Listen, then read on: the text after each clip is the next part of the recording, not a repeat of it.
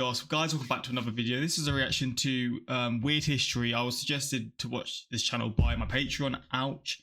And because I've been away for 3 weeks, I've not been able to react on my Patreon or to do Patreon reaction suggestions. But we're back now and I'm trying to get some reaction suggestions done. And I don't know if I've reacted to the channel before. I've done it once, I think. And I don't think I can remember. But I mean, yeah, the video is year 536 was the worst year to be alive. What happened? I don't know. We're going to see. And yeah, let's jump into this video. Thank you for all the support on the Patreon still. There's still 211 people, which is insane. So yeah, thank you for all of you who are still here. And I'm going to work to try and get the reactions back up. Again, I know the videos haven't been there at all. I've done the explanations on my YouTube videos and stuff, but we're back now and yeah, we can get the reactions going. So let's just jump into this and see why this is the case. The term worst year ever gets tossed around a lot these days, mostly on the internet, and for reasons like, I was disappointed in the latest Star Wars movie. But scientists and historians have actually argued that no year in the long history of this planet was worse than the year 536. While sure, there have been plenty of worthy contenders for the worst year ever over the course of history, no single year has had more of a measurably bad impact for the decades that followed. Today, we're going to explain why the year 536 was the worst year to be.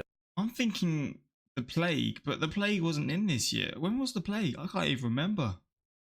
I know I'm off. I'm just thinking because that would be involved in the worst year, right? The bubonic plague. Alive. But before we get started, be sure to subscribe to the Weird History channel. Oh, and leave a comment too, and let us know what piece of history you would like us to explain next. Okay, now let's settle this once and for all. Year 536, worst year ever.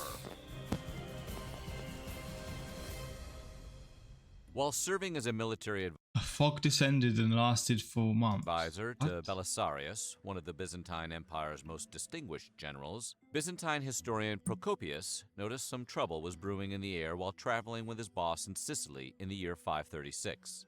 He wrote of a sun that gave forth light without brightness, during like the moon, during this whole year, and it seemed exceedingly like the sun in eclipse. For the beams it shed were not clear, nor such as it is accustomed to shed. Translated, it was all dark outside, like all the time. He, of course, wasn't the only one to notice the sun appeared to be in a mood during 536. Michael the Syrian, a Byzantine scribe, would later write of this period, "The sun became dark, and its darkness lasted for 18 months. Each day it shone for about 4 hours, and still this light was only a feeble shadow.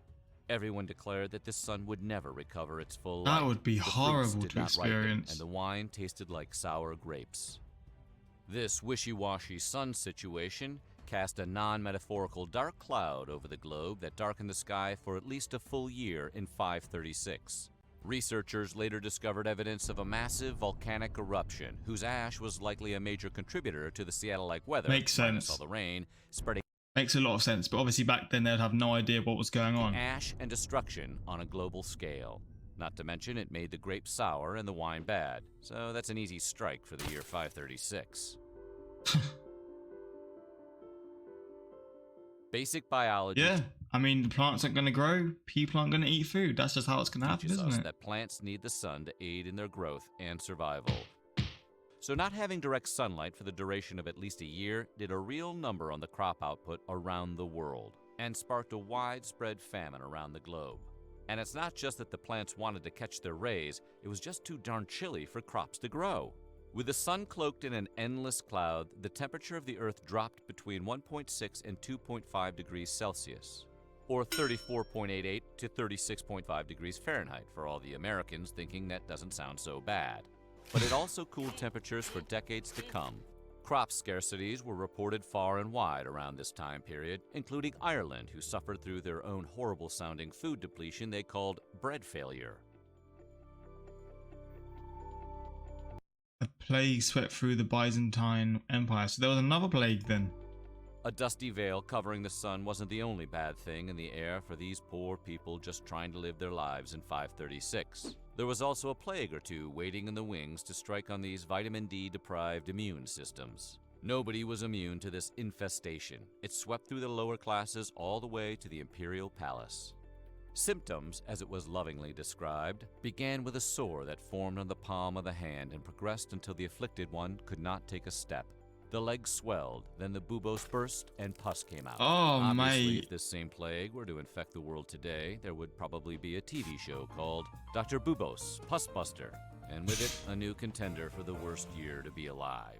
With the plague beginning to make the rounds in Constantinople, the city began to stink, what with the piles of dead, sick bodies just sort of being tossed That sounds grim, man. That just sounds vile. around into the sea only to resurface later. There wasn't a lot of burial planning going around back then. Bring out your dead! It was more of a wing it vibe around the Justinian plague. Emperor Justinian ordered the bodies to be removed from the city, I'm not dead! Yeah, he says he's not dead. Yes, he is. I'm not! but all that did was What's expose this? more people to the disease, as healthy people were responsible for moving deceased sickly bodies out of the cities. Things weren't all bad for Emperor Justinian, though, as the plague that took all of these lives and made the city a smelly nightmare would later be named the Plague of Justinian, so that was probably nice for him. Fair Less enough. so for the estimated 50 million For him. people that died from it, however. 50 million? And I've never heard of that plague before, and there's 50 million people that were killed from it. What? Around 536, the climate in China started its journey into madness, doing perfectly normal things like raining dust you could scoop into your hands. Not only should it not rain dust, it certainly shouldn't be measurable by the scoopful. The Nan-Shi, a 6th century chronicle, reported a yellow ash-like substance falling from the sky. They named their freak weather Hui, or dust, and said it was yellow in color. Whether this was volcanic ash or just some random, unexplained climate reaction is not known. However, this was just the beginning of China's climate disruption. The chronicles of the southern dynasties reported on a rare summer-winter weather event with frost in the midsummer and snow in August. Like a Southern California girl in Chicago in January, the crops were not here for this cold snap. Summer crops were destroyed, and the city of Xinzhou, along with others. I just clocked what you said. That's kind of smart. Like a Southern California girl in Chicago in January, the crops were not here for this cold snap. Summer She's crops were gone. destroyed, and the city of Xinzhou, along with others, were thrown into a deadly famine that lasted for 2 years and resulted 2 in the deaths years. of around 70 to 80% of the population. Fuck me, man. This is all still happening. We're not even we're halfway through the video. No, we're not even halfway through it, and there's still more to come. Researchers This already sounds like the worst year in history. What more do we need? discovered evidence deep in the ice sheets of Iceland and Greenland that indicated a major volcanic event occurred around 536. Volcanic eruptions in Iceland in 540 and 547 thrust people into the literal Dark Ages, with ash lining the skies and blocking out the shiny hot sun thing in the sky that the people of the 6th century were starting to get used to having around.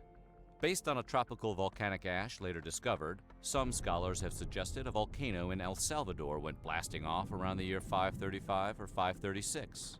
Still others pointed to a volcanic hell is eruption in that? North America as a contributor to the dark skies around the world. When combined with the 2 Icelandic volcano eruptions, it kicked off what was adorably called the Late Antique Little Ice Age. This cute little ice age cooled off the planet for at least a decade and resulted in the death of crops and subsequently people. Both directly through starvation and indirectly, a malnourished population was more susceptible to diseases, of which there were plenty running around. Well, there's one thing that certainly couldn't claim it had a bad year: exploding volcanoes. Bro, the people in this year could not catch a break. It was one thing after another. By the time the 6th Damn. century rolled around, the Roman Empire had migrated east to Constantinople. And, under the guiding hand of Emperor Justinian, the Romans sought to get back to the glory days of the empire. Much like a high school graduate who still hangs around campus and wears their Letterman jacket. I mean, it is pretty cool. Though some of Justinian's generals saw success in this cool goal, most notable Belisarius, who fought against several different armies including Goths, Vandals, and others, Justinian himself couldn't mirror the success due to constant uprisings and imperial instability. Those pesky uprisings always getting in the way of success. To add sickness to war defeats, the Byzantine Empire would never fully recover from the disease and famine sparked by the events of 536. The Byzantine Empire lost between 35 to 55% of their population in the year 541, once the bubonic plague moved in and did what the plague did best: killed depressingly high percentages of entire populations. Historians believe the plague could have been transported by plague-infested rats hitching a ride on military trains during this attempt to bring the Roman Empire back to its peak, which clearly backfired.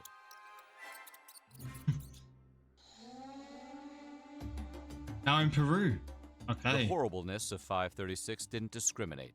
The Moche civilization of Peru wouldn't count 536 as their banner year either.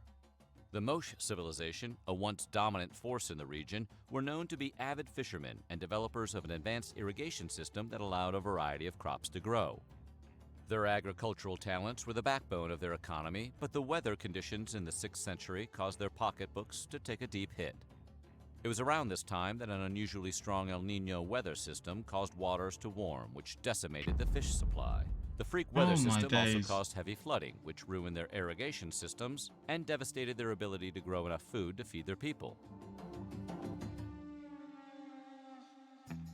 People, probably tired of listening to Twitter users claim X and X was the worst year ever, a group of scholars set out to set the record straight once and for all. Harvard historian Michael McCormick and a group of scholars decided to science their way out of the age-old question, what was the worst year to be alive? Initially, however, this was not the ultimate goal of McCormick and his group of 12 interdisciplinary scholars. The group came together to study metal usage, coinage, and changes to the 7th century monetary systems.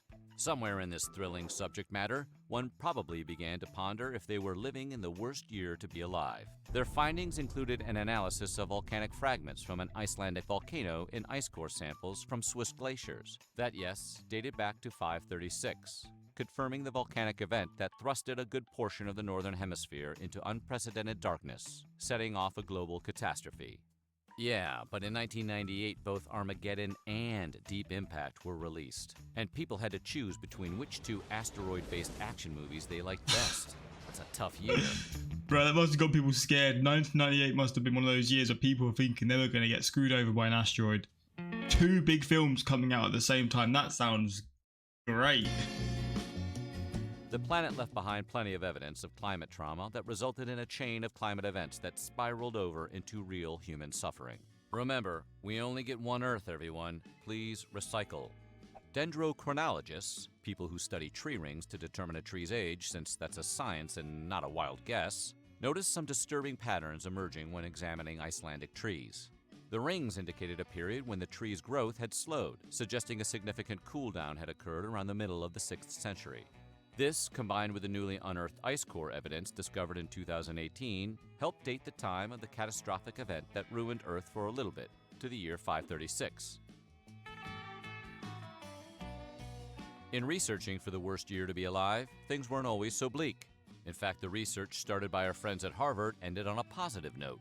While the events of 536 were the spark for some truly literal dark days in our planet's history, the researchers were also able to find the moments things really started to turn around. When researching coinage, they noticed the reappearance of lead in the ice core samples, indicating that people were producing silver again for money. Ah, capitalism, the life force of us all. That's crazy how they can figure that out, man. Jeez, how can they manage to just find these things out? Experts argued the prevalence of silver meant more coins were being produced, which was a sign of a thriving economy. The lesson being, as bad as it may seem, it will almost always get better. Almost always. So what do you think? Would you like to go into a time machine? No, I wouldn't want to go back to that. But yeah, this channel's definitely got... I've got to check out some more videos. This is an interesting watch. And I mean, I assume there's a lot of other videos like this that this channel uploads. So I mean, yeah, suggest either on the Patreon or on the YouTube. Just what you want me to see from this channel or channels similar. I do want to do some more history, but sort of history-based reactions because I do miss doing them. But yeah, just suggest in the comments and I'll do them. But yeah, until next time. Peace.